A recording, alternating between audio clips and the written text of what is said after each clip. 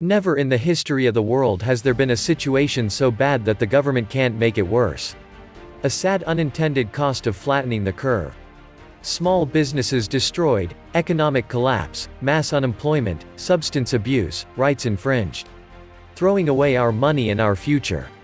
Money printing causes the dollar to devalue. The demise of the dollar is one goal of the Fed. Digital dollars are even worse. Inflation will be coming like a thief in the night to steal your saving. That money printed didn't just evaporate. It went somewhere, and that first entity to receive it put it somewhere that causes price inflation. Be it cryptocurrency or Tesla stock. Oil is not the only commodity going up. Corn, wheat, soybeans, coal. Almost all of them. As I said, inflation is coming along with Yellen and Biden. A ballooning deficit and a market sell-off. A 10% drop might be optimistic. And it will continue to decline like a dumpster fire. People's life savings after doing everything the right way will be destroyed. Crime will be off the charts, poverty will worsen, middle class will be out of business, the elites will shine, and China will be our boss. It could trigger a civil war. And full-blown communism, but yeah. There is that too. Once Biden starts implementing his policies, kiss your 401k goodbye. Stocks are going to plummet to below 10,000. Expect another 2008 Obama recession. It will trigger the end of our great nation as we have known it. The 2020's deficit hit a record-shattering $3.1 trillion, over twice the previous record of $1.4 trillion in the midst of the Great Recession. It would be higher than any other time in recorded history outside of World War II. The deficit for 2021 is already on track to reach $2.3 trillion, or 10.4% of GDP, higher than any year except 2020, according to estimates from the Committee for a Responsible Federal Budget, a budgetary watchdog group. At this rate, the government may have to nationalize some industries to make ends meet. The main driver of the climbing deficit has been the pandemic. The main driver was that we continued to burn fumes after the recession ended, rather than paying down our debts in the in-between period. The Congress is spending like a drunk sailor. It is way past time to bring back fiscal discipline. It would be nice to return to a balanced budget and a smaller government, but neither party seems too interested in that. That would be a disaster. The economic consequences of this pandemic have been severely blunted because Congress approved stimulus money at a time when revenue is down. Without it, our economy would be in far worse shape than it is now.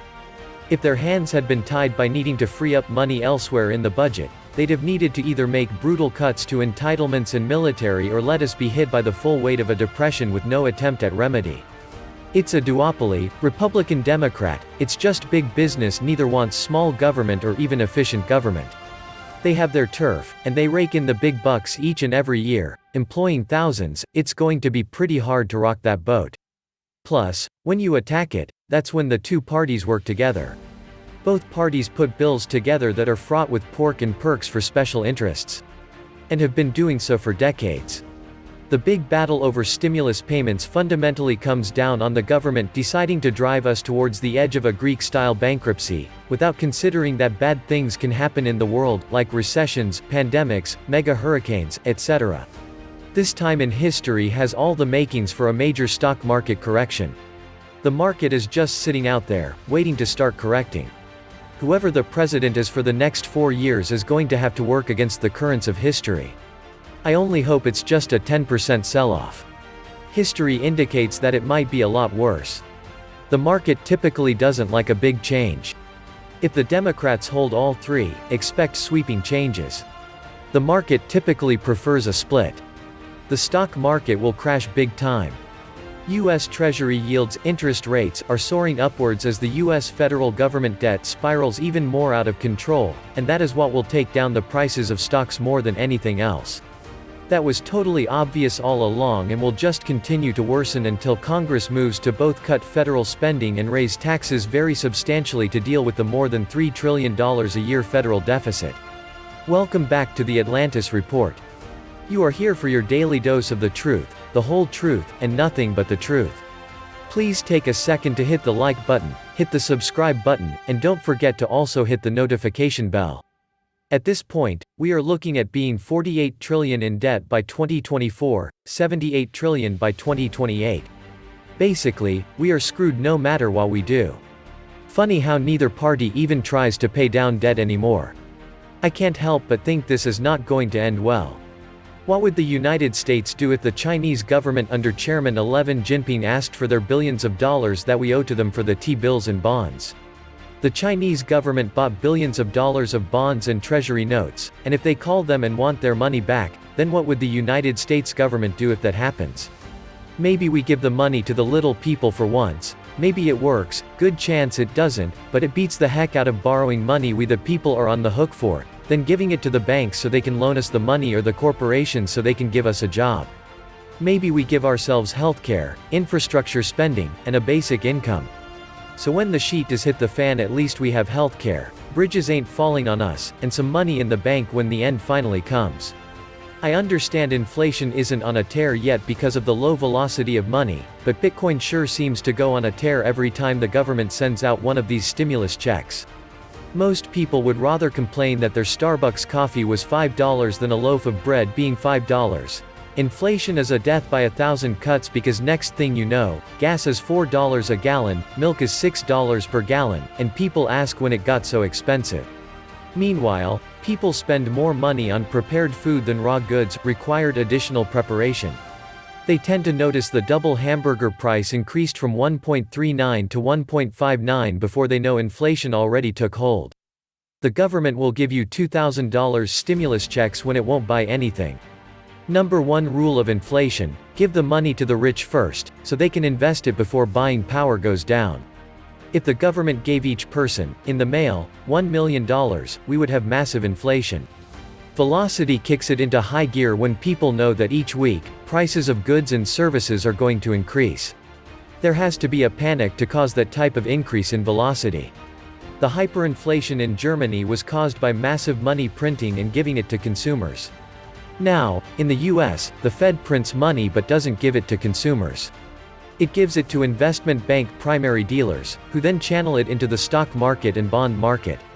Oh, by the way, inflation for the past 5 years has been at 10% a year, according to the Chapman Index. The end game for the national governments is to switch to completely digital currencies. I think they've allowed Bitcoin and the other such cryptocurrencies to exist to get others to work out the tech and design how to protect, transmit, etc., the currencies at zero expense to the governments. Eventually, they will adopt the tech and probably make the cryptocurrencies vanish. Then again, they may allow them to continue to exist. It makes it easier for them to move money secretly. This virus exposed how fragile our economy was, and is. We are a society of hyper-consumers who don't save enough. The question one should ask is whether we are better or worse off than we were in, say, February. We are clearly much worse off. Printing and borrowing money has consequences, and artificially supporting an economy will bite us in the long run. How quickly will consumers return in large numbers to restaurants, movie theaters, stadiums and other social arenas? Is that a serious question? Considering that governors have been shutting down and/or limiting occupancy of such businesses, combined with those that hold that such places are the worst places one can be if one is worried about catching the virus, it will probably take more than just a few weeks before those businesses recover, if they recover at all. The coming administration will promptly destroy America over the next few years. They will fund program after program, raise tax after tax and pass regulation after regulation until they capsize this sinking ship called America with incredible debt. I'm at the point now that I know what they're going to do, so let's get it over with so the rebuilding of whatever is left and start. Biden has promised a whole lot of free stuff to all the groups he pandered to for votes, so now he has to deliver: free college for all free unlimited healthcare to all, open borders with instant asylum and quick citizenship, and free legal services to any number of millions of impoverished from third world countries who want in on all the free stuff. Bigger federal unemployment checks, more stimulus for all except the very rich, and no new taxes on the middle class. Only the super rich will pay for all his promises. There is no such thing as a free lunch. The super rich will find ways not to pay. Take a look at states like California and New York. Those states raised taxes, and the rich people left. Because contrary to general belief, The rich are not going to be paying for nothing, and you can take that to the bank. Well, now with Democrats in control of both the House and Senate, and if Biden gets in the White House, the United States will become one giant Bolivarian republic a la Venezuela. Next up, a mass amnesty of millions of new voters. A China type of tyrannical rule will be coming here. A Bolivarian republic would mean taxes on just going into the market. Government total control is next. And there will be more trouble in what would become a new Venezuela. Unfortunately, the average person in the street has no clue how to prepare for this. Most people live from paycheck to paycheck, have no idea how to invest or navigate the stock market, and believe implicitly what the mainstream media tells them. People are dying alone because their family members are terrified of being stopped from caring for them. It's disgusting and frightening. All part of the plan by the world puppet masters. This was the Atlantis report. Please like, share, leave me a comment, subscribe. And please take some time to subscribe to my backup channels. I do upload videos there too. You'll find the links in the description box. You will also find a PayPal link if you want to make a donation. Thank you wholeheartedly to all those of you who have already donated. Stay safe and healthy, friends.